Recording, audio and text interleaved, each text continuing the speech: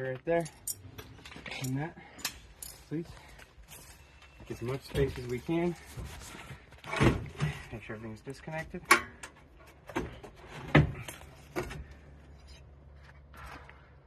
Good.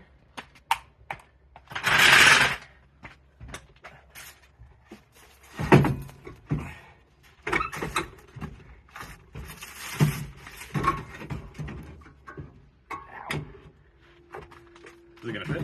Oh, plenty of room, actually. It's we have no engine. Look at this last bolt. You can't get it out. Oh, I don't know how they got it in there. Like, it literally doesn't come out. I was like, how the fuck am I gonna? How's the other one gonna go in? I'm gonna have to go buy another bolt. But either way, it's pretty funny. Unless, yeah, big one, but. Here, you want to send a picture? All right.